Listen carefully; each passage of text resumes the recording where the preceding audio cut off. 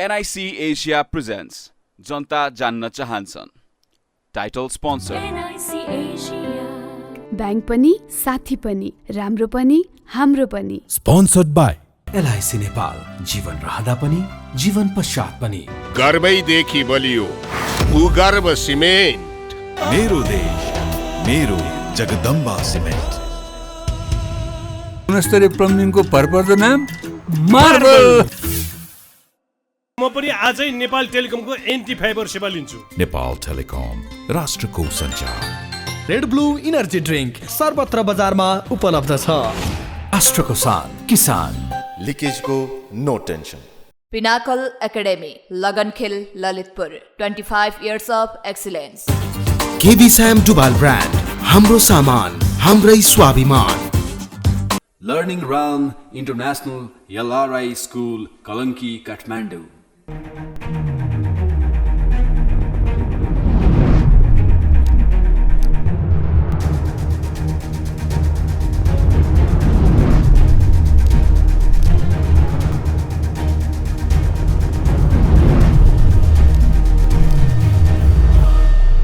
नमस्कार राजनीति दर्शक, आजको जनता जान्न चाहन्छन् कार्यक्रम हामी समग्र देशको राजनीति विषयवस्तुमा छलफल गर्दैछौँ। सबैलाई चुनाव लागेको छ, यतिखेर चुनावको माहौल छ। गाउँघरमा पनि जनताहरूले भन्न थालिसके नेताहरू आउँदाखेरि, दलहरूले आउँदाखेरि कस्तो एजेन्डा लिएर आउँछन् त।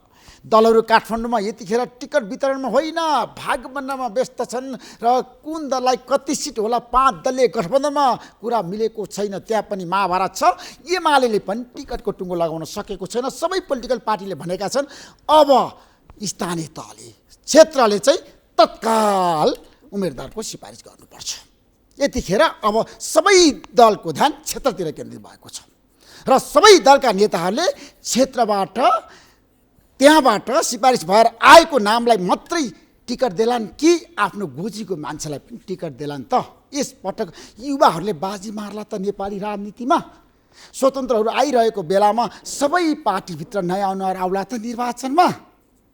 के होला आजको कार्यक्रममा हामी समय रूपमा युवा पुस्ताको नेपाली राजनीतिमा प्रभाव पाउँछ त्यसले दिन खोजेको सन्देशको बारेमा चर्चा गर्न चाहन्छौँ। तपाईहरु सबैलाई थाहा छ यतिखेर काठमाडौँमा शीर्ष नेताहरू बैठकमा बसिरहेका छन्। केपी शर्मा ओली पनि बैठकमा हुनुहुन्छ, एमालेको पनि बैठक अब बस्दैछ। स्थायी समिति, केन्द्रीय समिति र पोलिट ब्युरो र 5 दलीय गठबन्धनले पनि बैठकमा बसेर छलफल गरिरहेको छ सिटको भागभण्डामा र सम्भवतः आगामी साता कुरा मिल्ने नेताहरूले बताएका छन्। आज हामी यसबारेमा चर्चा गर्न चाहन्छौँ। म केही समयको विश्रामपछि आउने छु आजको जनता जान्न चाहन्छन् कार्यक्रममा। आजको जनता जान्न चाहन्छन् कार्यक्रममा हाम्रो बीचमा 3 जना नेता हुनुहुन्छ, युवा नेता हुनुहुन्छ। यहाँहरू 3 जनालाई कार्यक्रम स्वागत गर्न चाहन्छु। विनोद कास्ताजी नेपाली कांग्रेसको नेता, रञ्जित तामाङजी माओवादी केन्द्रको नेता र सुदेश पराजुलीजी एकीकृत समाजवादीको नेता। यहाँहरू 3 जनालाई कार्यक्रम स्वागत गर्न चाहन्छु। धन्यवाद। बताउनुहोस् विनोद कास्ताजी, अब तपाईँ शेखर कोइरालासम्म हुनुहुन्छ, शेरबहादुर देउवाले तपाईँलाई टिकट दिएन भने तपाईँहरू के गर्नुहुन्छ? ठ्याक्कै तपाईँको समूहले के गर्छ? यस्तो हो, अब चुनाव भनेको समग्रमा पार्टीमा पक्ष प्रतिपक्ष हुनु, गुट हुनु, उपगुट हुनु स्वाभाविकै हो र अहिले यो निर्वाचन भनेको जनताका बिचमा जाने निर्वाचन हो। पार्टीभित्र विचार समूहहरू होलान्, पक्ष विपक्षमा लबिङ हुन्छ, चुनाव होला, कोही जित्लान् हार्लान् आफ्नो ठाउँमा छ। तर यो चुनाव भनेको हामी जनताका बिचमा जाँदैछौँ भनेदेखि पार्टी एक ढिक्काबाट चुनावमा जान सकेन भनेदेखि कङ्ग्रेस हुन सक्ने आधारै छैन। गुटै गुटमा छ नि कङ्ग्रेस। आज गुट त सबै पार्टीभित्र गुट छ। नेपाली कङ्ग्रेसभित्र मात्रको गुटको कुरो होइन, जति पनि पार्टीहरू छन् सबै पार्टीभित्र सानो पार्टीभित्र पनि गुट उपगुट देखिरहेछौँ नि, होइन र? त्यो गुट उपगुट हुनु स्वाभाविक हो, त्यसलाई हामीले अन्यथा लिने कुरो भएन। तर पनि पार्टीको एउटा संस्थागत ढङ्गबाट हामी अर्को पक्षसँग प्रतिपक्षसँग हामी अर्को पार्टीसँग हामी चुनाव लड्दैछौँ भनेदेखि पार्टी त एक ढिक्काबाट जानु पर्यो नि त। पार्टीभित्रै प्रतिपक्ष छ नि त आजको दिनमा। शेरबहादुर विरुद्ध तपाईहरु हुनुहुन्छ। सबै पार्टीभित्र छ, काङ्ग्रेसभित्र मात्र होइन। काङ्ग्रेसभित्र बढी छ नि पछिल्लो समय। मलाई लाग्छ सबै यो एउटा जीवन्त पार्टीभित्र विचार समूह हुनु, फरक मतहरू आउनु त्यो स्वाभाविक प्रक्रिया हो। किन तपाईँ शेरबहादुरको विरुद्ध मोर्चाबन्दी कसरी लाग्नु भएको छ भन्नुहोस् त? होइन, हामी मोर्चा शेरबहादुर देउवाका विरुद्धमा मोर्चाबन्दी भन्दा पनि पार्टीको 14औं महाधिवेशन सम्पन्न भयो। अहिले हाम्रो पार्टी सभापति शेरबहादुर देउवा हुनुहुन्छ र शेरबहादुर देउवाजीसँग हाम्रो आग्रह के हो भनेदेखि पार्टी जीवनमा पार्टी समग्रमा उहाँले महाधिवेशनमा उहाँ विजयी हुनुभयो, डाक्टर शेखर कोइराला परास्त हुनुभयो र पार्टीको चुनावमा त एउटा खालको परिणाम आयो। उहाँ आधिकारिक सभापति शेरबहादुर देउवा नै हो, तर शेखर कोइरालाले प्रतिनिधित्व गरेको जो विचार समूह छ त्यो जिल्लामा हुनुहुन्छ साथीहरू, तल्लो इकाइसम्म हुनुहुन्छ, ती सबै साथीहरूलाई नसमेटिकन सिधै एकपक्षीय ढङ्गबाट टिकट वितरण गर्ने, त्यस पछाडि चाहिँ अर्को समूहलाई पुरा तिलाञ्जली दिएर जाने हो भनेदेखि पार्टीभित्र अपनत्वको महसुस त हुन सक्दैन त। त्यसका लागि पनि सन्तुलित ढङ्गबाट पार्टी नेतृत्वले टिकट वितरणमा न्याय दिलाउन सकिएन भनेदेखि, पार्टीका कार्यकर्ताहरूको मूल्याङ्कन हुन सकेन भनेदेखि पार्टीले अपेक्षा गरेको परिणाम त आउन नसक्ने होला नि त। अहिलेको सकस भनेको एकातिर गठबन्धनको माहौल छ। गठबन्धन तपाईहरु गठबन्धनकै पक्ष हो नि त हैन? हामी यद्यपि मेरो व्यक्तिगत विचारमा अहिले नेपाली कङ्ग्रेस अरू बहुदलीय व्यवस्थामा धेरै पार्टीहरू छन्। हामीले जुन सैद्धान्तिक वैचारिक रूपबाट हामी प्रशिक्षित भएर आएका छौँ र कम्युनिस्टहरूसँग हामी डिफर गर्छौँ र डिफर गरिसकेपछि मेरो व्यक्तिगत विचारमा भन्नुहुन्छ भनेदेखि गठबन्धनको आवश्यकता होइन। नेपाली कङ्ग्रेस सिधै एक्लै चुनाव जाँदा हुन्छ, तर पनि पार्टी चुनावमा जान सक्छ, त्यो हिम्मत छ, साहस छ। त्यो हिम्मत त काङ्ग्रेसले पटक हिम्मत गरेको हो नि त। अहिले त गाह्रो छ। होइन, गाह्रो साह्रो त चुनावमा गएपछि हुन्छ नि। प्रचण्डसँग सम्झौता गरिसक्नुभयो। सुनौ ऋषिजी, यो पार्टी पद्धतिमा हामी जब छुट्टाछुट्टै पार्टी छौँ भने त्यो हिम्मत गरेर जानु पर्यो नि त। चुनावमा त हार हुन्छ, जित हुन्छ, आफ्नो ठाउँमा छ, तर हामी जुन पद्धतिका कुरा गरिरहेका छौँ र हामी जुन विचारले अभिप्रेरित छौँ त्यस हिसाबबाट काङ्ग्रेसको सिद्धान्त, नीति, आदर्श जो कार्यक्रम हो त्यसलाई इम्प्लिमेन्ट गर्नका लागि त काङ्ग्रेस एक्लै लडेको भए हुन्थ्यो नि त। जित हार आफ्नो ठाउँमा होला, परिणाम आफ्नो ठाउँमा होला। एउटा चुनाव जित्दैमा हामी धेरै माथि पुग्ने पनि होइन, आकाशमा पुग्ने पनि होइन। एक दुईवटा चुनाव हार्दैमा हामी पातालमा धसिने पनि होइनौँ। भनेपछि चुनाव जित हार आफ्नो ठाउँमा होला। मेरो व्यक्तिगत विचारमा भन्नुहुन्छ भनेदेखि पार्टी एक्लै लड्नु पर्छ, तर पनि पार्टीले निर्णय गरिसकेको अवस्थामा, पार्टीले गठबन्धनमा जाने निर्णय गरिसकेको अवस्थामा गठबन्धनलाई कसरी कसिलो बनाउने, अझ कसरी दरिलो बनाउने र यो गठबन्धन के कारणले उत्पन्न भयो त्यसतर्फ पनि जानुपर्ने हुन्छ। केपी ओलीको जो नेतृत्वको जो सरकारले पार्टी निर्णय आफ्नो नेकपाको पार्टी निर्णय पनि अवज्ञा गर्ने, संविधानका जो प्रावधानहरू छन् त्यसलाई पनि कुल्चिन खोज्ने र अरू संवैधानिक जो व्यवस्था हो त्यसलाई भत्ताभङ्ग पार्न खोज्ने जो परिस्थिति केपी ओलीले सिर्जना गर्नुभयो त्यसको उपज हो अहिलेको गठबन्धन भनेको। यो जस्तो अहिले विरोधीले भन्नुभयो काङ्ग्रेस सकेसम्म एक्लै चुनावमा जानु पर्थ्यो, तर गठबन्धनको साथ जाने भइसक्यो, निर्णय भइसक्यो। तपाईँहरू पनि आजको दिनमा चाहिँ जनतामा जानुलाई किन डराइरहनु भएको छ एक्लै भन्नुहोस् त? किन एमालेसँग तपाईँहरूको छ नि त्यत्रो ठुलो हाउगुजी क्या त्रास छ नि तपाईँहरूमा, होइन? एक्लै जाँदाखेरि केपी शर्माले जित्छ कि भन्ने यस्तो छ। हामी एक्लै जान डराउने भन्ने कुरा भएन। हामी अहिले पनि हामी एक्लै जान पनि सक्छौँ। एक्लै जान सक्छ माओवादी केन्द्र चुनाव एकदम जान सक्छ। त्यो विगतमा पनि गएको जाँदाखेरि एक सिट पनि देशको एउटा राजनीतिक शक्ति गाह्रो छ नि। हैन, जितेन भने निर्वाचनमा गइसकेपछि जितेन भने म मान्दिनँ, म स्वीकार गर्दिनँ, यहाँ धाँधली भयो आदितदी भन्ने गर्दैन। निर्वाचनमा गइसकेपछि जनताले व्यक्त गरेको अभिमतलाई मान्छे स्वीकार गर्नुपर्ने हुन्छ।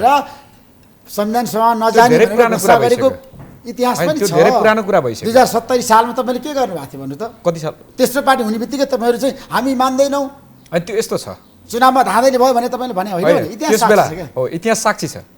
त्यो विगतको कुरा भयो। हामी त्यस बेला भर्खरै शान्ति प्रक्रियामा आइराख्दाखेरि हामीसँग जुन एउटा रापताप थियो, यो संसदीय व्यवस्था, यो संसदीय अभ्यासमा हामी त्यति अभ्यस्त पनि भइसकेका थिएनौँ।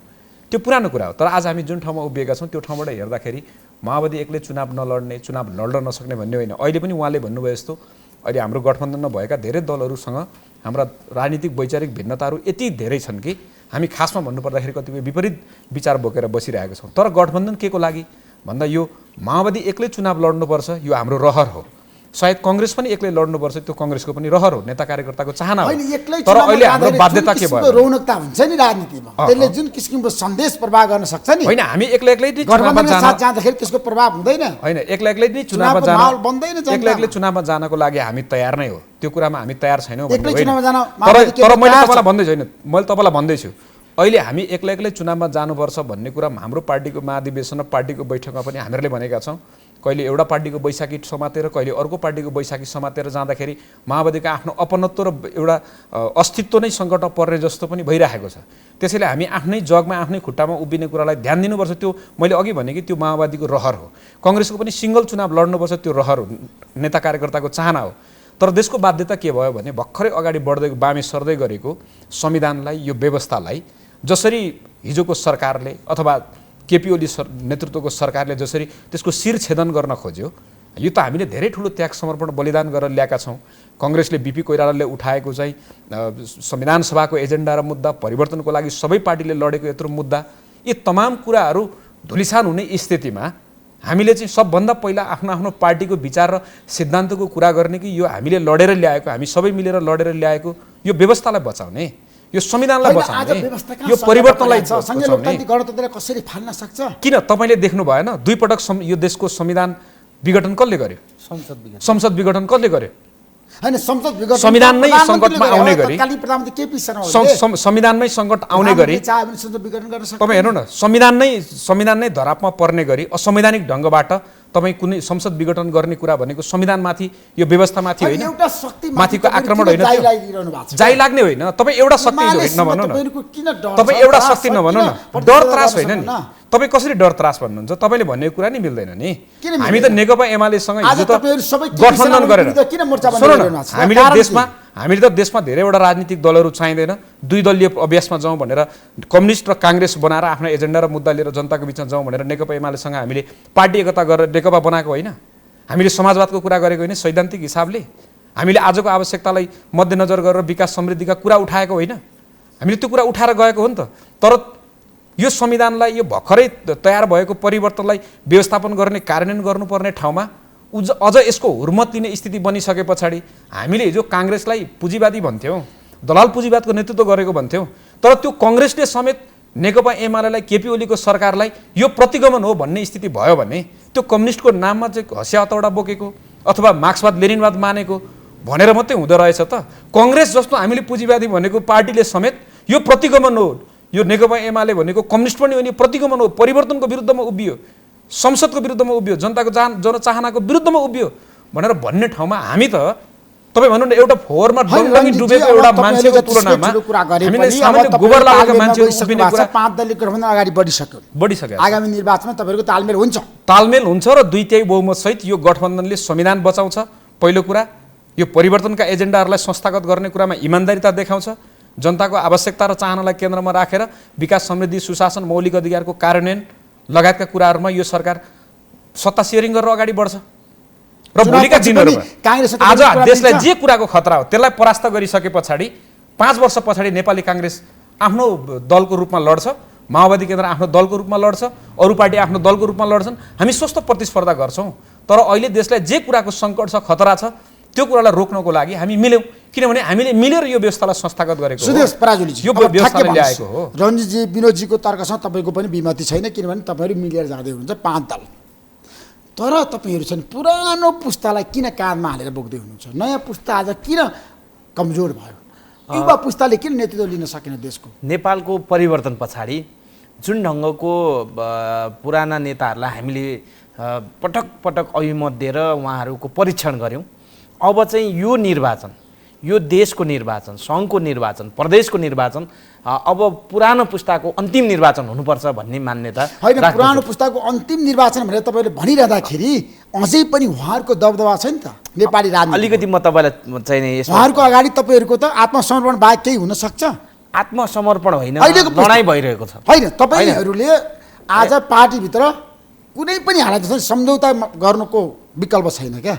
यसलाई यसरी बुझौँ न, हाम्रो नेताहरू जो अगुवा हुनुहुन्थ्यो, हिजो क्रान्ति गर्नुभयो, योगदान दिनुभयो, बलिदान गर्नुभयो, पार्टी यो दलीय व्यवस्थालाई चाहिँ स्थापित गर्नका निम्ति आफ्नो जीवन नै आहुतिको चाहिँ ठाउँमा पुर्याउनु भयो, प्रवाह गर्नु भएन, त्यो प्रति सम्मान छ।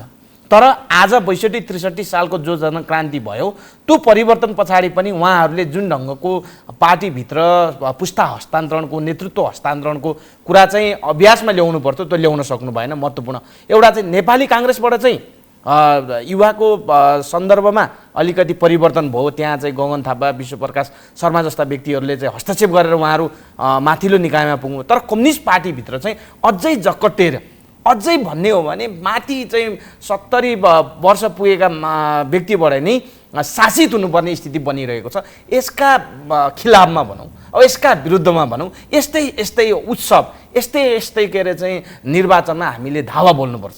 त्यसो भए टिकट पार्टीले दिनु पर्यो नि त आज।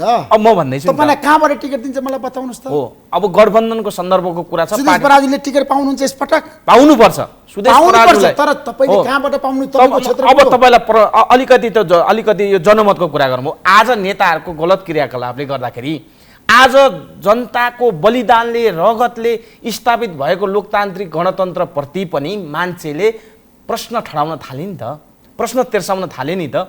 हाम्रा नेताहरूका कमी कमजोरीले हामीले भनेका कमी कमजोरी बन्दै गए भने मैले अघि जोडेँ। जनतामा क्रेज घटिरहेछ, हेर्नु भएको छ। त्यही भएर नेताले पुस्ता हस्तान्तरणको कुरालाई महत्त्वपूर्ण ढङ्गले बुझ्नु पर्यो। अर्को कुरा, हामी जस्ता युवाहरूलाई नेताहरूले चाहिँ यो निर्वाचनमा यो अझै देशको निर्वाचनमा सङ्घको प्रदेशको निर्वाचनमा महत्त्वपूर्ण स्थान दिनु पर्यो। होइन भने तपाईँले देख्नुभयो नि बालेन शाह जस्ता मान्छेहरू जन्मी, तपाईँ चाहिँ अरू के अरे चाहिँ यो व्यवस्थाभित्र पनि होला स्वतन्त्रताको नाममा कोही कसैले जित्ला, तर दलीय व्यवस्था गणतन्त्रको व्यवस्थाका विरुद्धमा पनि मान्छेहरूको अभिमत यस्तै यस्तै गतिविधि कि नेताहरूका अकर्मण्यताले चाहिँ यस्ता गतिविधिहरू चाहिँ आइरहेका छन्। र एकातिर देख्नुहुन्छ राजाहरूलाई पनि भनौँ न हिजो फ्यान लिएको सडे गलेको राजालाई एक धक्का दिउँ भनेर हामीले चाहिँ सडकमा खन्काएको नाराले राजतन्त्र समाप्त भयो।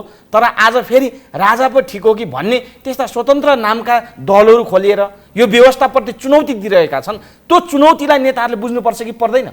हाम्रा नेतृत्वले सोच्नुपर्छ कि पर्दैन? 36 सालमा पनि हामी तिनै नेतालाई देख्यौँ। आज 46 सालमा भयो क्या, तपाईँहरूको पुस्ताले पनि केही गर्न सकेन। निकुम हाम्रो पुस्ता निकुम होइन, म एउटा चाहिँ तपाईँलाई म भन्छु, हाम्रो पुस्ताले हाम्रा नेताहरूलाई चाहिँ सही गोरेटोमा हिँडाउनु सके कि सकेनन् भन्दा चाहिँ सकेनन्। तर हाम्रो पुस्ताका कारणले, हाम्रो चाहिँ दबाब र हाम्रो मसालका कारणले आज हाम्रो व्यवस्था उभिएको छ है, हाम्रो व्यवस्था दह्रो भएको छ है भन्ने। हस्तक्षेप गर्न सक्नुहुन्छ? पार्टीभित्र त अब त हस्तक्षेप भइरहेकै छ नि, देख्नु भएन? महाधिवेशन भयो काङ्ग्रेसको, त्यहाँ हस्तक्षेप भयो। माओवादीको के अरे चाहिँ महाधिवेशन भयो, त्यहाँ रञ्जित तामाङ जस्ता चाहिँ व्यक्तिहरू अरू चाहिँ साथीहरू आउनुभयो। हाम्रो के अरे पार्टी पुनर्गठित भयो हामी जस्ता व्यक्तिहरूले त्यहाँ हस्तक्षेप गरिरहेका छौँ। र त्यो नेतृत्वमा आउने अभ्यासका रूपमा हाम्रो जनमत निर्माण भइरहेको छ भने यसलाई नकारात्मक होइन। तर तपाईँले भनेको कुरा कहाँनिर सत्य छ भने नेताहरूले जबरजस्तै आफू मात्रै सत्तामा रहनुपर्छ भन्ने कुरा चाहिँ जनमुखी भएनन्, जनतामा गएनन् भन्नेहरू त धेरै छन्। त्यो तपाईँको आवाज त बुलन्द भएर नै यस्ता के अरे चाहिँ स्वतन्त्र रूपमा खोलिएका मान्छेहरू, हिजो गणतन्त्रको ग नगाउनेहरू, संहिताको स नजान्नेहरू, हिजो चाहिँ धर्मनिरपेक्षको ध नजान्नेहरू आज आएर हामी जस्तो गणतन्त्रको पक्षमा झन्डा बोक्ने मान्छेहरूलाई चुनौती दिएर प्रतिस्पर्धामा आइरहेका छन् नि। त्यो के कारणले हो? नेताहरूको चाकरी गरेर तपाईहरूले टिकट पाउनुहुन्छ क्या। अब चाकरी गर्ने प्रथा छोड्नुहोस् तपाईँहरू। नेताहरूलाई चाकरी होइन, चेतावनी दिँदै नेताहरूलाई प्रश्न गर्दै हाम्रो पुस्ता उभिन्छ यो पार्टी सिस्टममा, यो दलीय व्यवस्थामा। विनोदजी, अब कङ्ग्रेसभित्रको कुरा गर्दाखेरि 5 दलीय गठबन्धनमा तपाईँहरूले चाहिँ कति सिट दाबी गर्नुभएको छ आगामी निर्वाचन? मोटामोटी 165 सिट मध्ये नेपाली कङ्ग्रेसले न्यूनतम 100 सिटको माग गरिरहेको छ। 100 सिट कहाँबाट पाउँछ कङ्ग्रेसले भन्नुहोस्? होइन, त्यो अब छलफल हुँदै जाला। 5 दलीय गठबन्धनभित्र शीर्ष नेताहरू यो कार्यदल बनेको छ। 165 मा तपाईँले 100 लिँदाखेरि अरूलाई कति हुन्छ? दावा माओवादीलाई, समाजवादीलाई, जसपालाई, राष्ट्रिय जनमोर्चा। मूलत यसरी बुझौँ कि 5 दलीय गठबन्धनमा जाने भन्ने निर्णय भइसकेको अवस्था हो। त्यसमा यो सकारात्मक ढङ्गबाट संवादहरू अगाडि बढिरहेको स्थिति छ। र त्यस पछाडि चाहिँ अब सहमतिमै जाने भनेर तपाईँले भनिरहनु भएको छ। तर तपाईँले 100 सिट माग्दाखेरि कसरी सहमति हुन्छ त? होइन, त्यसमा तलमाथि तपाईँको बटम लाइन कति हो? ठ्याक्कै यो सहमतिमा जाने भइसके पछाडि माग त अब काङ्ग्रेसले सही माग्ला, नेकपा यसको 40 सिटको माग छ, नेकपा माओवादी केन्द्रको 65 सिट मागिरहेको अवस्था छ। होइन, त्यो जोड्दाखेरि त धेरै भएर जो सबैलाई दिनुपर्ने छ, अरू पार्टीलाई दिनुपर्ने हुन्छ। तर पनि एउटा नेगोसिएसनले एउटा सैद्धान्तिक रूपबाट मिलेर जाने सहमति भइसके पछाडि एउटा बिन्दुमा त उहाँहरूले मिलाउनु होला, त्यो टुङ्ग्याउनु होला, एक खालको सहमति होला। सहमति भइसके पछाडि त्यस पछाडि काङ्ग्रेसभित्र पनि अब कुन कुन क्षेत्र पाउने हो, कसरी पाउने हो, एउटा कुनै मापदण्ड काङ्ग्रेसले पनि बनाउला। हिजोको धारा म यति तपाईँलाई म दावाका साथ भन्न सक्छु कि यो सिट बाँडफाँड भइसके पछाडि काङ्ग्रेसभित्र सन्तुलित ढङ्गबाट यो टिकट वितरण हुन सकेन भनेदेखि, प्रतिनिधि सभाको या प्रदेश सभाको टिकट सन्तुलित रूपबाट वितरण हुन सकेन भनेदेखि त्यसले भोलि चाहिँ हुने निर्वाचनमा असर चाहिँ पर्न सक्छ। म यति चाहिँ म दावाका साथ भन्न सक्छु। त्यसका लागि पार्टीभित्र पनि सङ्घर्ष गर्नु पर्ला होइन? काङ्ग्रेस पार्टीभित्र विद्रोह होला। तपाईँले भन्नुभयो शेखर कोइराला समूहलाई टिकट दिएन भने तपाईँहरू के गर्नुहुन्छ?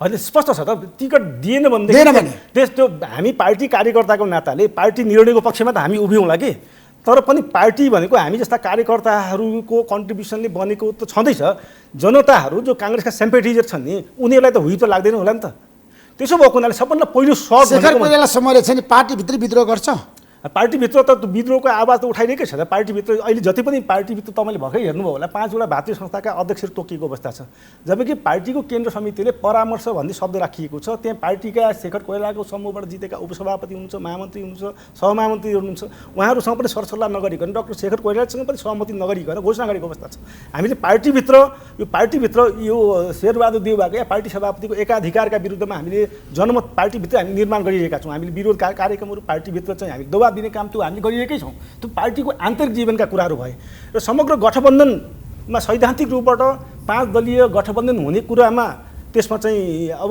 सहमति जनाइसकेको अवस्था पार्टीको निर्णय समग्र त्यो पार्टीको निर्णय नै हो भन्ने बुझाइ भएर त्यसको पक्षमा जानु सधैँछ त्यसलाई अझ सफलीभूत तुल्याउनका लागि अझ परिणाममुखी तुल्याउनका लागि पार्टीभित्र पनि पार्टी नेतृत्व सन्तुलित ढङ्गमा 60-40 को मापदण्ड हो पार्टीभित्र तपाईँहरूको थ्योरी मूलत पार्टी भनेको हामी जस्ता सैकडौँ हजारौँ कार्यकर्ताहरूको त्याग तपस्या बलिदानले स्थापना भएको पार्टी हो यो पार्टी यो ढङ्गबाट बनेको कतिपय हाम्रा अग्रजहरू आफ्नो प्राणको न्यौछावर गरे तातो गोली खान तयार भए 7 सालको क्रान्तिमा भनौँ 18 सालको क्रान्तिमा भनौँ 28, 29, 30, 31 सालको क्रान्तिमा भनौँ घरबार चिल्लीबिल्ली भयो हामी जस्ता र हामीभन्दा अग्रज साथीहरूको नेताहरूको पार्टी यसरी बनेको कुनै एउटा अहिले पार्टीको नेतृत्वमा बसेका व्यक्तिहरूले मात्र बनाएको यो पार्टी होइन त्यसो भएको हुनाले पार्टी नेतृत्वले पनि के सोच्नु पर्यो भनेदेखि समग्रमा कार्यकर्ताहरूले उसले हिजो लोकतान्त्रिक आन्दोलनमा पुर्याएको जो योगदान हो त्यो योगदानलाई स्मरण गर्नु पर्यो पार्टी निर्माण विकास विस्तार र सुदृढीकरणका लागि उसले पुर्याएको योगदानको कदर गर्नु पर्यो र त्यस पछाडि पार्टीभित्र प्रत्येक कार्यकर्तालाई पार्टीभित्र न्याय हुन्छ कार्यकर्ताको मूल्याङ्कन हुन्छ भने त्यो आवाज दिलाउन सक्नु पर्यो त्यसरी आवाज दिलाउन सकियो भनेदेखि 60-40 त के त्यो 60-40 को प्रश्नै उठ्दैन तर त्यसो नगरिकन गुटका नाममा एउटा इमान्दार व्यक्ति उसलाई टिकट नदिने अनि भर्खर आएको आफ्नो गुटका नाममा टिकट दिने भएपछि त्यस पछाडि त 60-40 कुरा पनि होला अरू कुराहरू पनि आउला त्यस पछाडि विद्रोहको कुरा पनि आउन सक्ला विद्रोही उम्मेदवार देशभरि काङ्ग्रेसले पनि उठाउन सक्छ पार्टीभित्र विद्रोह उम्मेदवार हुने नहुने आफ्नो ठाउँमा होला कि पार्टीका कार्यकर्ता मैले अगाडि पनि जोडेँ पार्टीका कार्यकर्ताहरू पार्टीको निर्णयको पक्षमा उभिएनन् तर 5 दलीय गठबन्धनबाट तोकिएका उम्मेदवारका पक्षमा पार्टीका सेम्पेटिजरहरूले शुभचिन्तकहरूले उनीहरूले सहयोग गर्दै परिणाम के होला त्यो गठबन्धनको औचित्यमाथि पनि प्रश्न उठ्ला कि नउठ्ला म यो काङ्ग्रेसको सन्दर्भमा त भनेको छैन कि मैले चाहिँ माओवादी केन्द्रको भित्र नेकपा एकीकृत समाजवादी भित्रको पनि कुरा गर्दैछु कि उहाँहरूभित्र पनि पार्टीभित्र एउटा यो पार्टीका कार्यकर्ताहरूको मूल्याङ्कन त गर्नु पर्यो नि त उनीहरूले पार्टीको सङ्गठन विकास विस्तार निर्माण सुदृढीकरणका लागि पुर्याएको योगदान लोकतान्त्रिक आन्दोलनमा पुर्याएको योगदान त्यो योगदानलाई आधार मानेर टिकट वितरण गरियो भने कुनै पार्टीमा पनि विद्रोह हुँदैन नि तर त्यसो नगरिकन पार्टीका खास आफ्नो निकटका मान्छेलाई टिकट दिने नाममा जथाभावी भाँडबैलो हुने गरी टिकट बाँडियो भनेदेखि परिणाम जेसुकै पनि जस्तोसुकै आउन सक्छ रञ्जितजी अब तपाईँहरूको पार्टीको कुरा गर्न चाहन्छ माओवादी केन्द्रको अब तपाईँहरूको स्थायी समितिमा आज जुन किसिमको बहस जारी छ नि पदाधिकारीहरू कसलाई बनाउने भन्ने बारे त्यसमा त टुङ्गो लगाउनु होला सहमति होला होइन महासचिव बन्नु होला मलाई के बताउनुहोस् भन्दा ठ्याक्कै तपाईँहरूले टिकट बाँड्दाखेरि मापदण्ड के बनाउनुहुन्छ यसपटक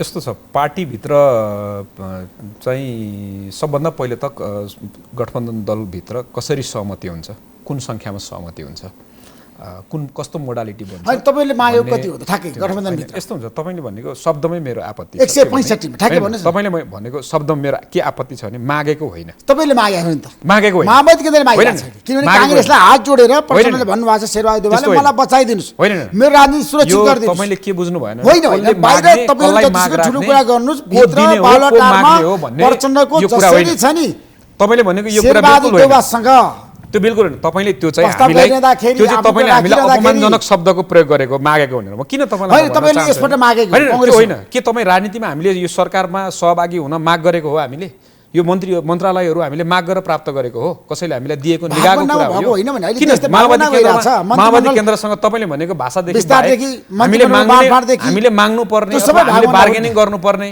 वा हामीले कोहीसँग केही कुरा गर्नुपर्ने भन्ने हो भने हामीले अरूसँग भन्ने ठाउँ छैन अथवा अरूसँग हामीले गठबन्धन गर्ने ठाउँ छैन। तपाईँको यो शब्दप्रति नै मेरो आपत्ति छ। म तपाईँलाई भन्न चाहन्छु केपी शर्माले उहाँले के भन्नुहुन्छ मलाई त्यो त जानु छैन। तपाईँ जस्तो यो जिम्मेवार चाहिँ कार्यक्रमबाट तपाईँले यो शब्द प्रयोग नगरिदिनुहोस् भन्ने मेरो कुरा हो। तपाईँले पनि अब तुच्छ शब्दहरूको प्रयोग गरेर आफूलाई मपाइत्व गर्नुहुन्छ, मलाई त्यसमा भन्नु केही छैन। नत्र गठबन्धन भनेको आजको हाम्रो परिस्थितिमा सबै पार्टीहरूको एउटा बाध्यात्मक ठाउँमा हामी उभिएको हो।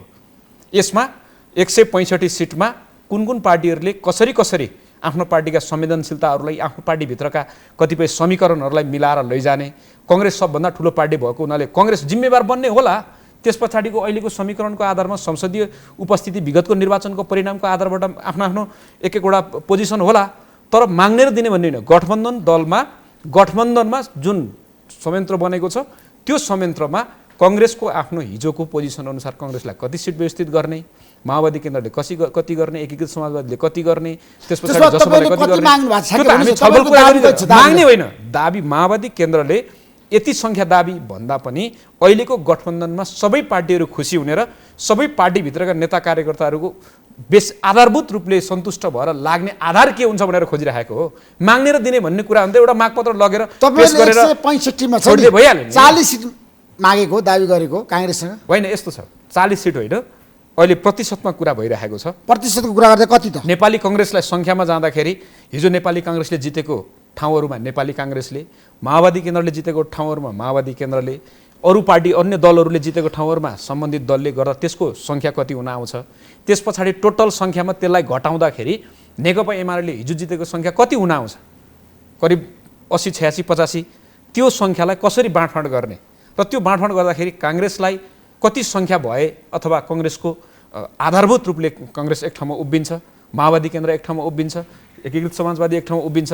हामी त यो मसिनो गरी यो सबै कुरालाई सबै पार्टीहरूमा कसले माग्ने कसले दिने, सन्तुष्ट असन्तुष्ट, पार्टीभित्रका कतिपय समीकरणहरूलाई नपर्ने गरी अघि उहाँले भन्नुभयो जस्तो भोलि अर्को बागी आउला अर्को आउला, हामीले त एउटा परिणाममुखी गठबन्धन बनाउन खोजेको हो नि।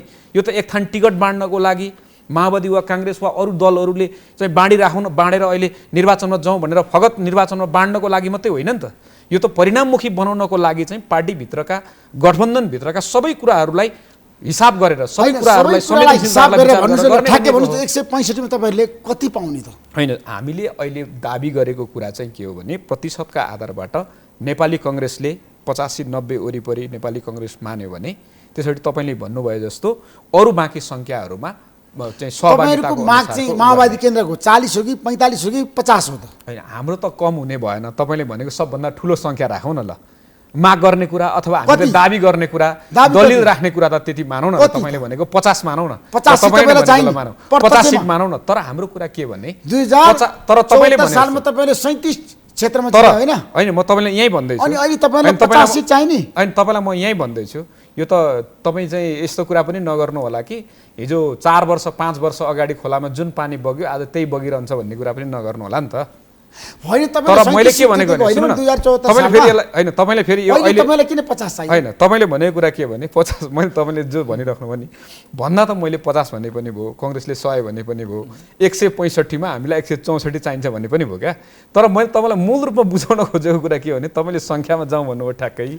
हामीहरूले के संख्यामा जानेपछि के हामीले भनेको के भने संख्यामा विवाद छ, पार्लियामेन्ट सिस्टम सुन संख्यामा विवाद छ, ठ्याक्कै बटम लाइन यही भन्ने छैन। हामीलाई यति थाहा छ कि हामीले यति बुझेको छौँ कि अब यहाँ फेरि कस्तो भने हामी कार्यदल भित्रका पनि होइनौँ, हामी पार्टीको चाहिँ त्यो पहुँच राख्ने मान्छे, तपाईँलाई भन्ने पहुँच राख्ने मान्छे पनि होइन नि त। यहाँ तपाईँकोमा त हामी जिम्मेवार ढङ्गले प्रस्तुत हुनु पर्यो नि।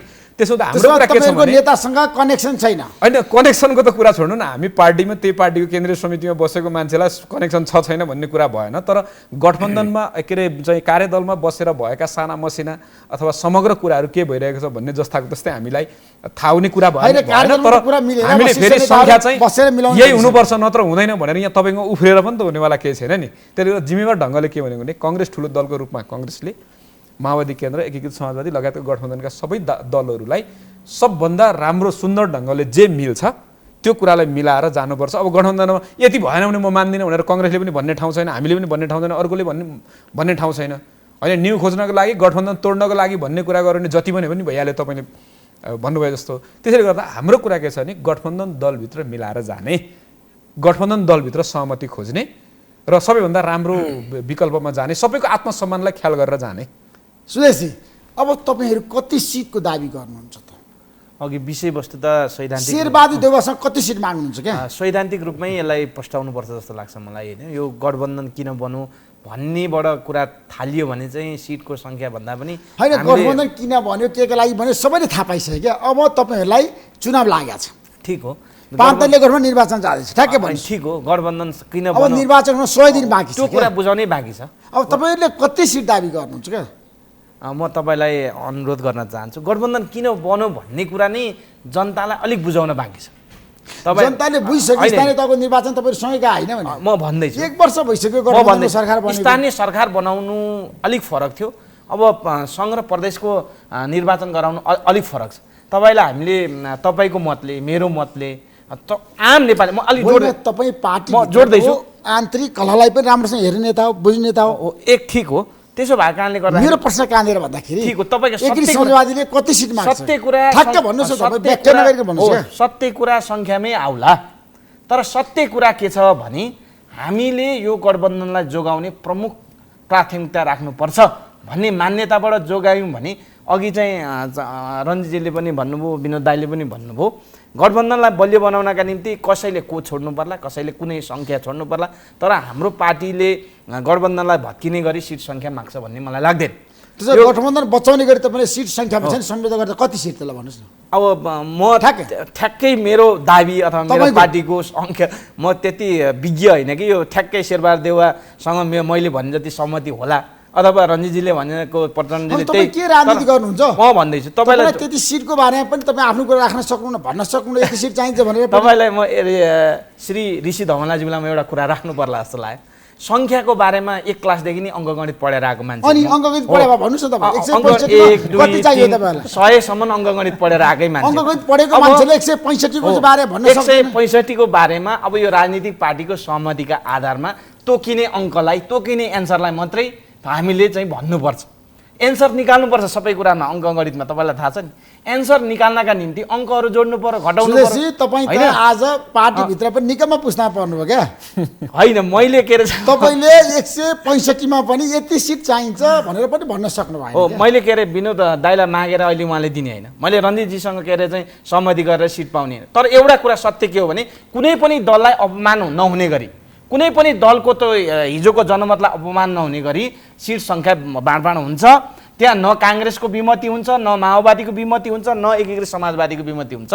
तर हाम्रो पार्टीको दाबी, हामी विशिष्ट परिस्थितिमा संविधान जोगाएको, यो चाहिँ केपी ओलीको कुलाई चाहिँ संविधान तपाईँले जोगा हो, सत्य कुरै त्यही हो। शेरबहादुर देउवा तयार नभएको संविधान जोगिन्थ्यो। शेरबहादुर देउवा त्यही भएर त शेरबहादुर देउवा अहिलेको गणतन्त्रको यो चाहिँ व्यवस्था बचाउनका निम्ति प्रधानमन्त्री बन्नुभयो त। गठबन्धनको त्यही भएर त सहमतिका आधारमा, गठबन्धनका आधारमा यो संविधान जोगिएको। तपाईँलाई म एउटा सुनाउँछु, माधवका नेपालले बचायो संविधान। हो, ठिक, ऋषि धमालाले सम्झिनुपर्छ।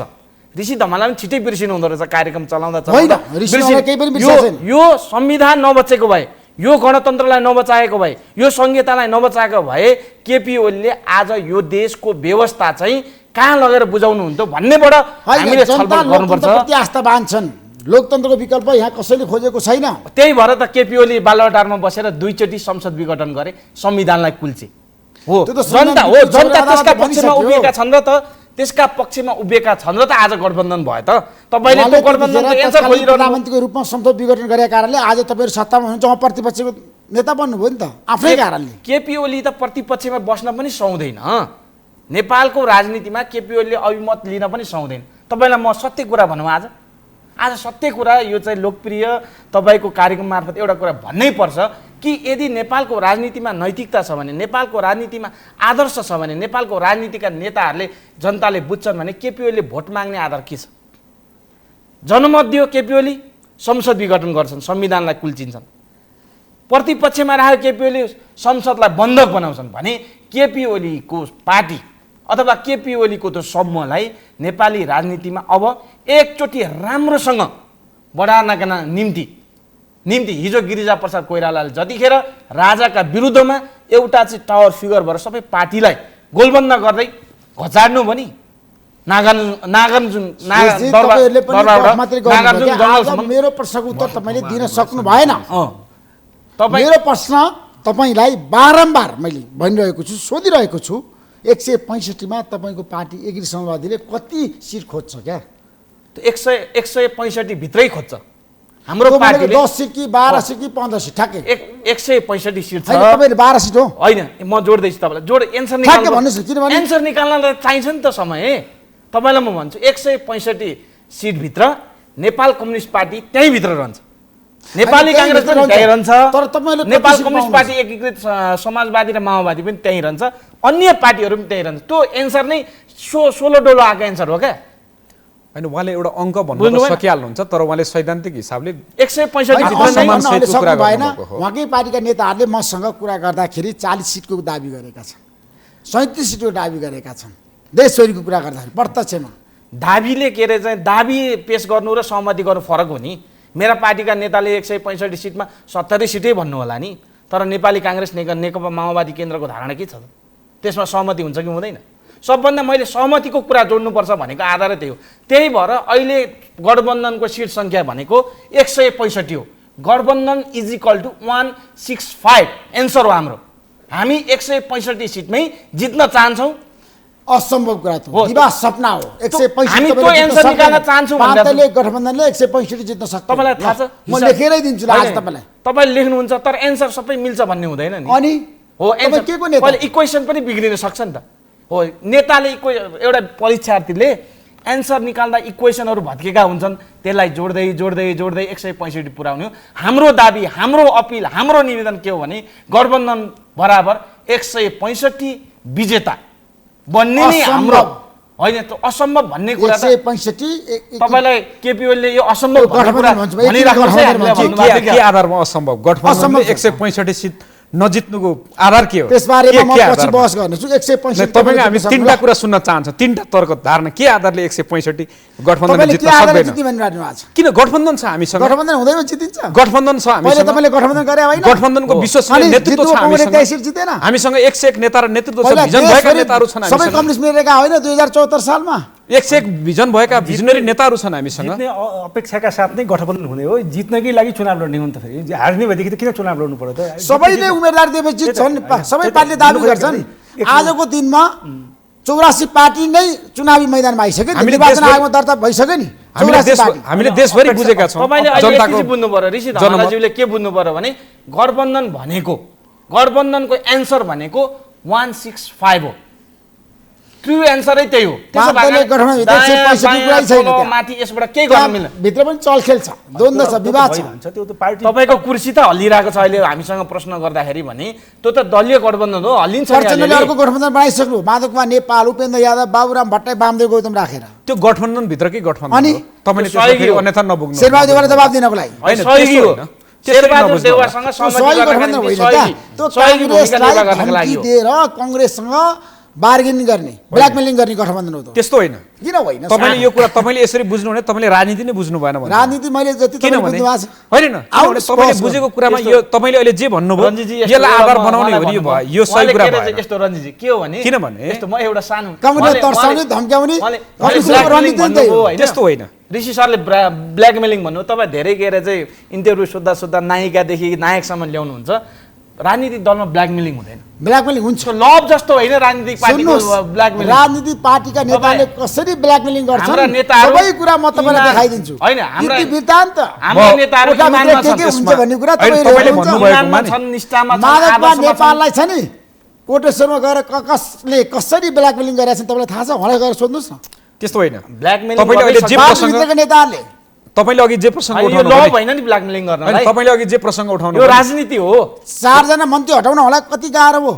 तपाईले भन्नु, तपाईले अघि भन्नु भुइँचालो गयो होइन न, त्यो त पार्टी भित्रको आन्तरिक निर्णय हो। त्यो पार्टीले गर्छ, कस्तो किसिमको शब्दहरु प्रयोग भयो। पार्टी भित्रका रामकुमारी झाँक्री र माधवकुमार नेपालको बिचमा बोलचाल बन्द भइरहेछ। एकदम राम्रो छ। रामकुमारी झाँक्री र हिजो मात्र उहाँले सामाजिक सञ्जालमा यस बारेमा त्यसो भएका नै रामकुमारी झाँक्री स्पष्टीकरण दिनु भएको छ।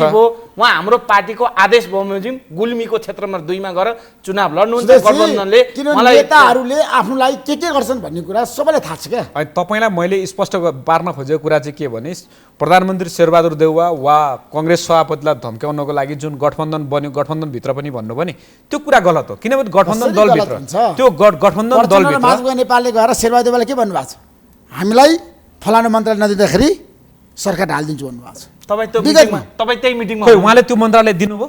तपाईँ त्यही मिटिङमा हुनु दिएर यो सरकार चलिरहेको भने हामी तपाईँसँग सहकारी गर्दैनौँ, टोलीतिर जान्छौँ। होइन त्यो तपाईँले नि भनेकै छैन त्यस्तो असम्भव कुरा सुन्नु न, तपाईँले यो असम्भव कुरा राजनीतिमा र यो केटाकेटी कुरा होइन त्यो होला सैद्धान्तिक हिसाबले सही कुरा सुन्नु न, सैद्धान्तिक हिसाबले नि राजनीतिमा सबै कुरा सम्भव हुन्छ तर तपाईँले भने जस्तो केटाकेटी कुरा चाहिँ सम्भव हुँदैन। सुन्नु है, केटाकेटी कुरा चाहिँ सम्भव हुँदैन। अहिले शेरबहादुर देउवालाई गएर तपाईँले मिलाउनुहोस् होइन भने हामी केपीसँग जान्छौँ भने यो केटाकेटी कुरा अहिले यो गठबन्धन सम्भव छ होइन? सिटको बाँडफाँड हुँदैछ, यति सबै ढङ्गले यो गठबन्धनलाई बुझ्नु भएको छ, आउँदैछ तालमेलको कुरा, सिटको बाँडफाँड हुँदैछ 165 मा। त्यतिखेर कसले कहाँबाट कस्तो धम्की दिन्छ हेरौँ न। नै धम्की होला, बार्गेनिङ होला, छलफल होला, गरम होला, तर तपाईँले यो कुरा बुझ्नुहोस् कि अहिलेको गठबन्धन के ठुलो कुरा अहिलेको गठबन्धनमा हैसियत हेर्नुहोस् क्या, जनमत के छ भन्ने कुरा हेर्नुहोस्। हैसियतको कुरा छोड्नु न तपाईँ हैसियत त हामी सबैले आफ्नो आफ्नो हेरेकै छौँ नि, हैसियत सहित हामी आएका छौँ नि। तर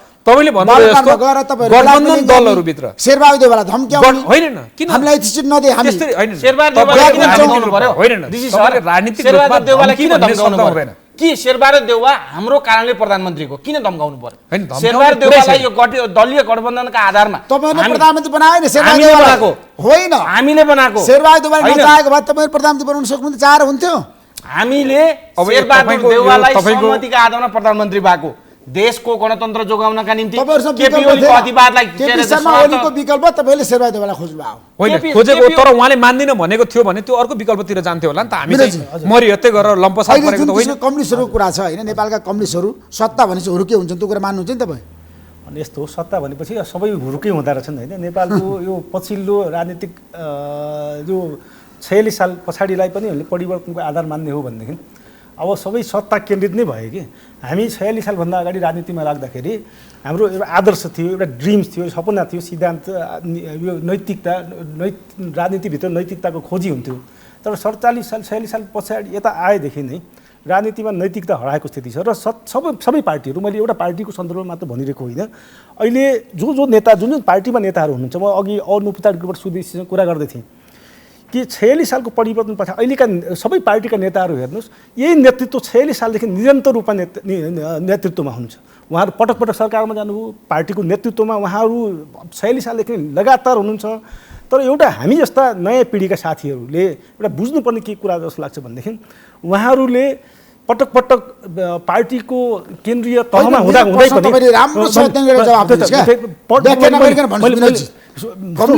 नेपालको राजनीतिमा म त्यही सन्दर्भ सबै त्यही तपाईँकै प्रश्नमा आधारित भएर मैले कुरा गर्छन् कि सत्ताको लागि जे पनि गर्छ, सत्ताको लागि कम्युनिस्टहरू मात्र होइन कि काङ्ग्रेसले पनि सत्ताको लागि जे पनि गर्ने स्थिति भयो त।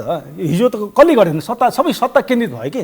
तर मेरो चाहिँ आपत्ति कहाँनिर हो भनेदेखि सत्ता प्राप्तिका लागि जेसुकै पनि कमिटमेन्ट गर्ने र सत्तामा पुगेपछि अनि जनचाहना अनुसार काम गर्न नसक्ने, पार्टीलाई पनि आफ्नो घोषित सिद्धान्त, आदर्श र विधान अनुसार पार्टी सञ्चालन गर्न नसक्ने, त्यो रोगबाट सबै पार्टी ग्रसित छ कि। यो एउटा पार्टीमा यो र ऊ भन्ने कुरो भएन। अहिले गठबन्धन दलभित्रका मात्र कुरा होइन कि नेकपा एमाले नै हेरौँ विधान अनुसार चलिरहेछ त। र नेकपा हुँदाखेरि पनि नेकपा पार्टी बनाउँदाखेरि पनि पार्टीको स्थायी समितिको बैठकमा निर्णय नमाने होइन। त्यसै मेरो प्रश्न कहाँनिर भन्दाखेरि तपाईहरु सत्तामुखी हुनुभयो, नेताहरूलाई सत्ता नै चाहिएको छ क्या। माछा जसरी पानी बिना बाँच्न सक्दैन नि, त्यसै गरी सत्ता बिना नेपालका कुनै पनि दलले आफ्नो अस्तित्व देखाउन सक्दैन। त्यही जोड्न खोजेको बीपी कोइरालाबाट उहाँको जो सिद्धान्त, आदर्श, उहाँले प्रतिपादन गरेको जुन नीति हो त्यसबाट हामी प्रशिक्षित कार्यकर्ता हौँ। हामी हिजो गणेश मानजीलाई पढ्दै गर्दाखेरि पनि हामीले चाहिँ सत्ताभन्दा पनि हामीले एउटा आदर्शको लागि, एउटा चाहिँ समुन्नत समाजको लागि, समतामूलक समाजको लागि हामी राजनीतिमा लागेका हौँ र सम्पूर्ण जनताको लोकतान्त्रिक हक अधिकारको रक्षाका लागि हामी राजनीतिमा लागेका हौँ। तर अहिलेका राजनीतिक पार्टीहरू यो सत्तामा गइसके पछाडि जनताको जीवन उकास्ने, त्यस पछाडि समतामूलक समाज सिर्जना गर्ने र यो सम्पूर्ण वर्ग र प्रतिनिधित्व सम्पूर्ण वर्ग जातिको प्रतिनिधित्व हुने ढङ्गबाट कार्यक्रमहरू अगाडि बढाउने त्यो कुरामा पार्टीहरू चुके, सत्तामा जाँदा पनि चुके। यही नेतृत्व अहिले सबै पार्टीभित्र हाबी छ र यही 30औं वर्षदेखि मेरो प्रश्न कहाँ देश बन्न सकेन। 30 वर्ष भइसक्यो परिवर्तन आएको, 46 सालको जनआन्दोलनपछि। अब यो गठबन्धन पछाडि बन्ने सरकारले पनि यो जनताको चाहना हाम्रो चिन्ता त्यहाँनिर हो र यो हामीले संविधान सभाका माध्यमबाट प्राप्त गरेको भन्नुपर्छ। आज हाम्रो देशमा जुन प्रगति र उन्नति हुनु पर्थ्यो भयो। त्यसैले मैले एक ठाउँ भाषण गरेर आएँ क्या, आज एजुकेसनको कुरा गर्दा, स्वास्थ्य क्षेत्रको कुरा गर्दाखेरि, बेरोजगारीको कुरा गर्दा कस्तो अवस्था छ देशभरि हेर्नुहोस् त। मान्छे रोइरहेछन्, कुनै नेता बोल्छन् जनताको बारेमा? नेता त बोलिरहेका छ कि सत्तामा गएपछि काम गर्न सक्नु पर्यो नि त। सत्तामा जाने त्यसो भएको हुनाले खालि भाषण गर्ने एउटा कुरा होला र हामीले के सोच्नु पर्यो भनेदेखि भाषण गर्नु र सत्तामा जानु भनेको छुट्टाछुट्टै कुरा हो। सत्तामा पुगिसके पछाडि उनको जे जिम्मेवारी हो त्यो अनुसार जनताको त्यो त हुनुपर्छ भन्ने नै हो। त्यसका लागि नेपालमा हाम्रो सबभन्दा ठुलो बोल्ने मान्छे राजनीतिक तपाईहरु युवा पुस्ताले मेरो आग्रह के छ भने राजनीतिक नेताहरूको तपाईहरु धेरै बचाउन गर्नुस्। अति भइसक्यो। तपाईहरुलाई पनि जनताले चाहिँ आगामी दिनमा अरु नेतालाई जसरी हेरेका छन् त्यसरी हेर्ने दिन आउँछ क्या। यस्तो छ, तपाईले आफ्नो विवेक प्रयोग गर्नुस्। तपाईले भन्नु तपाईलाई टिकटको लोभ होला, सुझावको लागि धन्यवाद। यसमा पदको लोभ होला, तर पनि तपाईले तटस्थ बसेर पनि जनताको बारेमा बोल्दिनुस्। हैन, हामीले केही कुराको लोभ छैन, किनभने हामी चाहिँ अरुतिर सबैतिर बाटो बन्द भएर राजनीतिमा आएका मान्छे हैनौं। तपाईले बुझ्ने कुरा, हाम्रो फ्युचर अरूतिर पनि छ, राजनीतिभन्दा बाहिर पनि हाम्रो जीवन छ, सम्भावना छ। तपाईले एउटा कुरा। दोस्रो कुरा भनेको चाहिँ सरकार भनेको र राजनीतिक पार्टी भनेको त्यो अन्तर सम्बन्धित कुरा हो। बहुदलीय प्रतिस्पर्धामा दलहरूले जनताको बीचमा उठाएका एजेन्डा र मुद्दाहरू जनताद्वारा निर्वाचित भएपछि सरकार मार्फत त्यसको कार्यान्वयन गर्ने हो। राज्य भनेको सरकार भनेको कार्यान्वयन गर्ने कुरा हो। तपाईले भनेको कुरामा म के कुरामा सहमत छु, मलाई पुरा भन्न दिनु न। म त्यही कुरा भनिरहेको छु। आज द्वन्द्व पीडितको अवस्था के छ? म तपाईलाई यही कुरा भनिरहेको छु। तर सरकारमा गइसके पछाडि हिजो राजनीतिक दलहरूले जनताको लागि उठाएका एजेन्डा र मुद्दाहरू जे हुन् त्यो कुरालाई कार्यान्वयन गर्नुपर्छ। त्यो कार्यान्वयन गर्न नसक्दाखेरि आज राजनीतिप्रति, राजनीतिक नेतृत्वप्रति वितृष्णा पैदा भएको छ। राजनीतिक नेतृत्वहरूप्रतिको त्यही भएर सुन्नु न, त्यही भएर अघि तपाईँले भनेको प्रश्न पनि योसँगै सम्बन्धित छ कि त्यही भएर हामी जुन परीक्षण भइसकेका नेताहरू हुनुहुन्छ, हिजो आजको समयमा 70+ भइसकेका नेताहरू हुनुहुन्छ, अब उहाँहरू र हाम्रो बुवाहरूको उमेर उस्तै हो। अब हाम्रो बुवाहरूले अहिले खेतीपाती गरेर सारा गरेर हामीलाई हाम्रो जीवन निर्वाहको आधार बनाइदिने भन्ने कुरा अब हामीलाई पनि विश्वास छैन। अब बुवालाई पालो दिनुपर्छ, बुवाले बिस्तारै विश्राम लिनुपर्छ, बुवालाई त्यही सम्मान हो भन्ने कुरामा हामी पुगिसकेका छौँ। त्यसैले खेत रोप्दाखेरि पनि सिँचाइ नहुँदाखेरि कस्तो अवस्था छ? सबै कुरा तपाईले भने जस्तो मौलिक अधिकारको कुरा, आर्थिक सामाजिक सांस्कृतिक रूपान्तरणको कुरा, जनताको जनजीविकाको कुरा, राष्ट्रियताको यी तमाम कुराहरूमा अब नेताहरूले सम्पूर्ण हिसाबले ध्यान पुर्याउन सक्ने स्थिति छैन। त्यसैले हामी नेताहरूलाई पनि भनिरहेका छौँ कि अब उहाँहरूले पनि सोच्ने बेला भयो। आज समयले भनिरहेको छ, गत स्थानीय निर्वाचनले पनि सङ्केत गरिरहेको छ।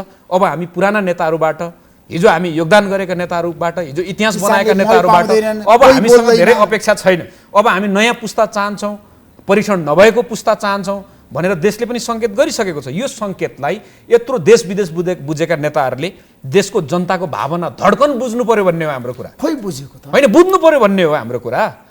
30 वर्ष र तपाईले यस्तो कुरा बुझ्नु भएन नि, तपाईले यस्तो कुरा बुझ्नु होला कि 46 सालको जनआन्दोलनपछि यो चाहिँ हाम्रो मात्रै कुरा हुन्छ नि त हैन? हैन, यो चाहिँ हाम्रो मात्रै कुरा होइन। म तपाईलाई आग्रह गर्न चाहन्छु, तपाईलाई 1 मिनेटको लागि म आग्रह गर्न चाहन्छु। तपाईले के बुझ्नु होला भने दक्षिण एसियाको एउटा परम्परा के छ भने तपाईँ 70 वर्षमाथि पुगिसकेपछि कार्यकारी जिम्मेवारीमा आउने। आज त मान्छे के उदाहरण दिइरहेको छ भने बाइडेनको उदाहरण दिइरहेको छ, आज चाहिँ ट्रम्पको उदाहरण दिइरहेको छ।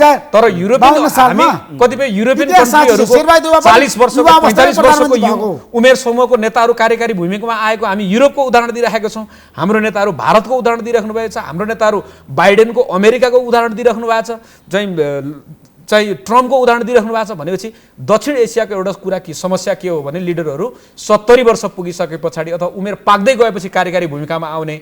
तर हाम्रो कुरा के हो भने गतिशीलता, आवश्यकता सबै कुराको आधारले अब त्यो उमेर समूहले आजको आवश्यकतालाई, आजको दुनियाँलाई धान्न सक्दैन। त्यसैले नयाँ पुस्ता आउनु पर्यो भनेर हाम्रो पार्टीभित्र हामी जो सङ्घर्ष गर्दैछौँ नि, त्यसको मूल कारण पनि प्रधानमन्त्री बन्नुभएको हो नि 2065 साल बन्नुभयो। त्यही भएर हामीले उहाँलाई भनिरहेको छौँ। उहाँले पनि अस्तिको पार्टीको महाधिवेशन भन्नुभयो अब म धेरै लामो समय पार्टी नेतृत्वमा रहन्न, हाम्रो केही बाध्यताहरू छ, हामी प्रचण्डलाई एउटा सम्मान गरेर विदा गर्न चाहन्छौँ। त्यो एउटा यहाँहरू तीनैजना सुन्नुहोस्, परिवेश छ। तपाईँहरूलाई मेरो आग्रह छ, जिम्मेवारी सबैले प्राप्त गरे तर देश बनाउन सकेन।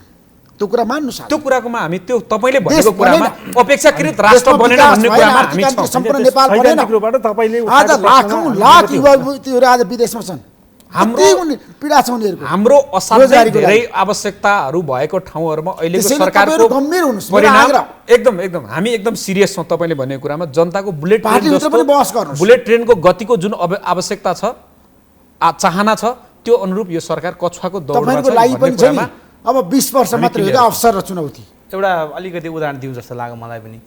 के रे चाहिँ हाम्रा नेताहरूले नबुझेको कुरा, हाम्रै श्रम खर्चेर तपाईँ दुबई जाँदैछ भन्नुहुँदैछ, त्यहाँ त्यत्रो राम्रो के अरे चाहिँ भौतिक संसाधन सुविधा सम्पन्न बन्छ। हाम्रै श्रम खर्चेर चाहिँ हङकङमा त्यत्रो राम्रो के अरे भौतिक पूर्वाधार बन्छ। हाम्रै श्रम खर्चेर जापानमा त्यति राम्रो के अरे खाडी मुलुक बनाएको नेपालीहरूले हो नि त। अलि म जोड्दै थिएँ। तर हाम्रो देश मेरो श्रमबाट किन बन्न सकेन? आज तपाईँ हाम्रो श्रमले मेरो देश बनाउन नसक्ने कमजोरी कहाँ भयो भन्दा नेताहरूबाट भयो। हाम्रा शीर्ष नेताहरू जतिखेर परिवर्तन पछाडि उहाँले जुन ढङ्गले देशको विकासमा समृद्धिको यात्रामा लम्किनु पर्ने हो र देशलाई ड्राइभ गर्नुपर्ने हो त्यो सक्नु भएन। अब फेरि हामीले उहाँहरूले सक्नु भएन, उहाँहरूको इतिहासप्रति अवमूल्यन गर्ने हो त भन्दा होइन। राजनीतिक क्रान्तिमा उहाँहरू सफल हुनुभयो। अब जोड्नु आर्थिक क्रान्तिले सम्पूर्ण नेपाल बनाउन सक्नु भएन। हामीले बुझेका छौँ देश। अब हामीले बुझेका उहाँहरूको मैले अवमूल्यन गरे होइन। मानव नेपालको योगदान होला हाम्रो देशको लागि, शान्ति प्रक्रियाको लागि, द्वन्द्व व्यवस्थापन गर्नको लागि, तपाईले लोकतन्त्रको लागि हामी प्रश्न गर्दैछौँ। प्रचण्डको होला, शेरबहादुर देउवाको होला, तर उहाँहरूले देश बनाउन सक्नु भएन भन्ने कुरा हामी प्रश्न गर्दैछौँ। 14 वर्ष जेल बस्यो भने त उहाँको नि प्रजातन्त्रप्रतिको आस्था र निष्ठामा म विश्वास गर्दिनँ। जेल बसेको कुरा गर्दा 20 वर्ष जेल बसेका मान्छेहरू पनि आज सडकमा छन्, गुमनाम छन्।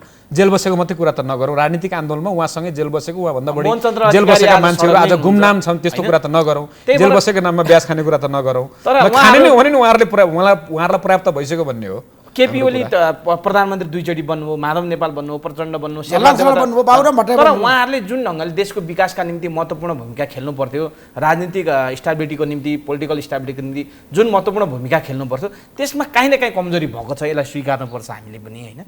अब फेरि उहाँले आगामी चुनावमा स्वतन्त्रहरूको भूमिका कतिको हुन सक्छ? तब यसो गरौँ न। यदि तपाईँहरू सचिनु भएन तिनैजनालाई मेरो प्रश्न जान्छ। एउटा कुरा, तपाईँ उहाँ रञ्जितजी यहीँ हुनुहुन्छ हो, रञ्जितजी झापा केपी ओलीसँग प्रतिस्पर्धा गर्छु भनेर उभिनु भएको छ। एउटा युवा पार्टीले टिकट दिनु पर्यो। म जोड्दैछु, म 5 नम्बरमा ईश्वर पोखरेलसँग जुत्छु, प्रतिस्पर्धा गर्छु। अनि तपाईँलाई टिकट दिनु पर्यो नि त। म भन्दैछु गठबन्धनले 4 मात्रै हुन्छ तपाईँहरूले। अनि तपाईँले जोड्नु भएको नि, तपाईँले जोड्नु भएको छ होइन विनयजी? होइन मैले जोड्दैछु। दाइ के अरे भक्तपुरमा आउनु खोज्दै तपाईँहरूको सपना छ हो। हामी 3 जना मान्छे प्रतिस्पर्धामा बिना चाहन्छौँ हो, तर पार्टीभित्र तपाईँलाई टिकट दिनु त्यही भएर स्वतन्त्रको कुरा तपाईँले जोड्नु भयो नि हो। हामी जस्ता युवाहरूलाई, हामी जस्तै धेरै युवाहरूलाई पार्टीले चाहिँ छुटायो भने, सहभागिता गराएन भने तपाईँले भने जस्तै स्वतन्त्र मान्छेहरूको यो दलप्रति पनि प्रश्न उठाउँदै उनीहरू उभिनेछन्। र हामी जस्ता युवाहरू यहाँ चाहिँ बुढा अखाडा, अझ केपी ओली जस्ता, भनौँ न ईश्वर पोखरेल जस्ता ट्याङ्की ओम्नी यति घटना घटाइरहने होइन, अनिष्ट मचाइरहने मान्छेको विरुद्धमा उभिनु भने अवश्य पनि राजनीतिमा विकल्प हुँदैन। तपाईँ ऋषि धमलाको त विकल्प छ पत्रकारितामा भने, राजनीति त दिनानुदिन टेस्टेड कुरा हो, परिचित कुरा हो। अनि त्यसो त भइहाल्छ, विकल्प हुन्छ नि, विकल्प खोज्छ नि मान्छेले। किन पार्टीभित्र त्यो विकल्प खोज्ने नेताहरू तयार हुनु पर्यो नि त हो। हामी भन्दैछौँ त्यो खोज्नु भएन भने त बालेन शाह जस्ताले जिते नि त। बालेन शाहको यो योगदान के थियो र? हर्क साम्पाङ जस्ताले जित्नु भयो नि। हाम्रो 4 मात्रै केपी शर्मा ओलीसँग प्रतिस्पर्धा गर्न पाउनुहुन्न। यस्तो छ हामी माओवादी केन्द्रले टिकट दिनु पर्यो होइन। हामी दलीय रूपमा आन्तरिक पार्टी कुराले होइन, पार्टीभित्र हाम्रा एजेन्डा र मुद्दाहरूलाई विश्वास छैन। पार्टीभित्र सङ्घर्ष गर्नु भइहाल्छ। कस्ता मान्छे टिकट पाउँछन् भन्दाखेरि जसले चाकरी गर्छ, जो गुटमा छ उसले मात्रै टिकट पाउँछ। यो नै राजनीतिको सबभन्दा खराब पक्ष हो। यसैले राजनीतिलाई बदनाम गरेर एउटा कुरा छुटाउनु, चाकरी मात्रै होइन, जोसँग पैसा छ, जोसँग माफियाकरण गरेको सम्पत्ति कालो धन छ, ती मान्छेहरूले पनि टिकट पाइन्छ। अगाडि पनि जोडेँ, हामी एक खालको चुनौतीका बिचमा छौँ र नयाँ पिँढी यति एकदम चाहिँ सम्पूर्ण रूपबाट सूचनाको हिसाबबाट होइन, उहाँहरूको तकनिकीको हिसाबबाट, त्यस पछाडि चाहिँ उहाँहरूको क्षमताको हिसाबबाट नयाँ पिँढी एकदम आइरहेको अवस्था छ। र पुरानो पिँढी यो पार्टीभित्रको सत्ताबाट पनि छोड्न नचाहिरहेको अवस्था छ, उहाँहरूले पनि थिचिएको अवस्था छ। हामी जस्ता बिचका मानिसहरू हामी दुवैतिर चेपुवामा छौँ, यो एकदम सत्य कुरा हो। त एउटा कुरा के हो भनेदेखि एउटा अर्थशास्त्रमा एउटा कहावत छ कि यो खोट्टा सिक्काले असली सिक्काले विस्थापित गर्छ भने जस्तै हामी जस्ता इमान्दार साथीहरू जो पार्टीका प्रति प्रतिबद्ध रहौँ, लोकतन्त्रका प्रति प्रतिबद्ध रहौँ र अहिलेसम्म हामीले आफ्नो घर परिवार सम्पूर्ण कुरा त्यागेर पार्टीका लागि प्रजातन्त्रका लागि भनेर हामी लड्यौँ, सडकमा लड्यौँ। हामीले के अपेक्षा गर्यौँ पार्टीबाट? कुनै लाभको पदमा अहिलेसम्म गएको छैनौँ र पार्टीले सम्पूर्ण पार्टीले गठबन्धनभित्रका पार्टीले विशेषतः गठबन्धनभित्रका पार्टीले पार्टीका कार्यकर्ताहरूको उनको क्षमताको त्यस पछाडि उहाँहरूको इमान्दारिताको मूल्याङ्कन गर्न सकेन भनेदेखि त्यसले अपेक्षित परिणाम पार्टी 5 दलीय गठबन्धनले जो परिणाम ल्याउन खोजेको त्यो परिणाम प्राप्त गर्न सक्दैन। त्यसका लागि पार्टीभित्र कमसेकम पनि फलानालाई टिकट दिएको यो त राम्रो निर्णय गरेको हो भन्ने त्यो वा भने विरोधीहरूलाई पनि परोस् न त्यो ढङ्गबाट टिकट निर्णय गर्यो भनेदेखि गठबन्धनले अपेक्षित परिणाम प्राप्त गर्छ होइन। अब त्यो नगरिकन मेरो मान्छे उसको मान्छे भन्ने ढङ्गबाट गर्यो भने त्यसबाट अपेक्षित परिणाम आउन सक्दैन। हामी यद्यपि इमान्दार कार्यकर्ता हौँ, पार्टीको निर्णय हामी मान्छौँ त हामीले मान्दैमा पनि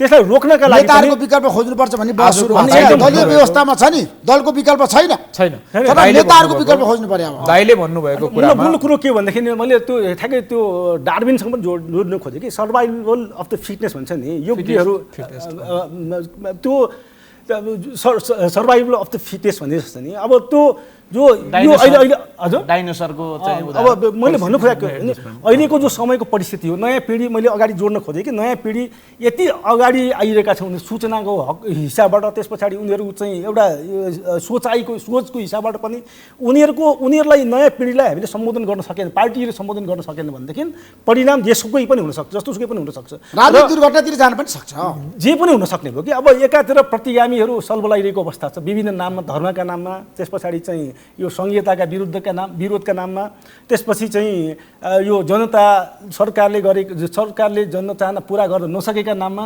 विभिन्न कोणबाट अहिलेको व्यवस्थामाथि प्रहार भइरहेको अवस्था छ। त्यसबाट बचाउनका लागि पनि नयाँ पिँढी र विशेषतः एउटा चाहिँ भिजनरी लिडरसिपलाई पार्टीले स्थान दिएन भनेदेखि त्यसपछि जे पनि हुन सक्ने अवस्था रहन सक्छ। त्यसमा स्वतन्त्रहरूको भूमिका रहन्छ आगामी निर्वाचनमा। यहाँ दुवैलाई ठ्याक्कै हामीसँग समय छैन। यस्तो छ, दाइले भन्नुको एउटा कुरा मात्रै मैले जोडेँ कि त्यागी इमान्दार जनप्रिय नेताहरूलाई यो निर्वाचनको टिकट दिने कुरा यो राजनीतिको सुन्दरता हो, यो सुन्दर पक्षमा नेताहरू लाग्नुपर्छ।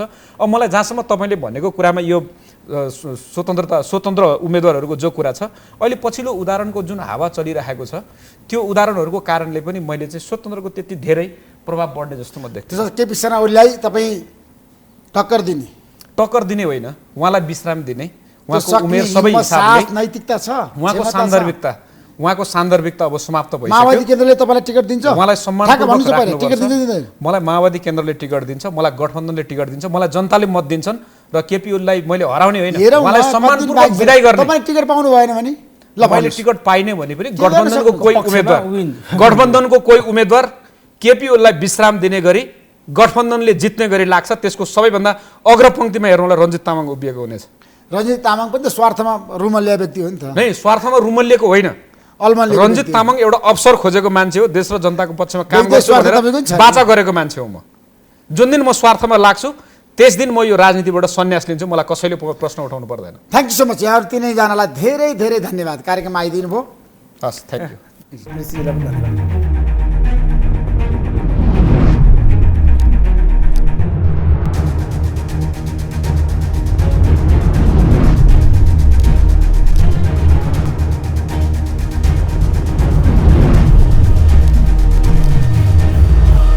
NIC Asia presents जनता जान्न चाहन्छन्।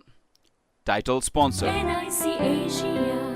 ब्याङ्क पनि साथी पनि राम्रो पनि हाम्रो पनि। स्पोन्सर्ड बाई LIC नेपाल, जीवन रहँदा पनि जीवन पश्चात पनि। गर्वैदेखि बलियो भूगर्भ सिमेन्ट। मेरो देश मेरो जगदम्बा सिमेन्ट। गुणस्तरीय प्लम्बिङको भरपर्दो नाम मार्बल। म पनि आजै नेपाल टेलिकमको एन्टी फाइबर सेवा लिन्छु। नेपाल टेलिकम, राष्ट्रको सञ्चार। रेड ब्लू इनर्जी ड्रिङ्क सर्वत्र बजारमा उपलब्ध छ। अस्ट्रको सान किसान, लिकेजको no tension. Pinnacle Academy, Lagankhel, Lalitpur, 25 years of excellence। KB स्याम डुबाल ब्रान्ड, हाम्रो सामान हाम्रै स्वाभिमान। Learning realm international LRI school Kalanki Kathmandu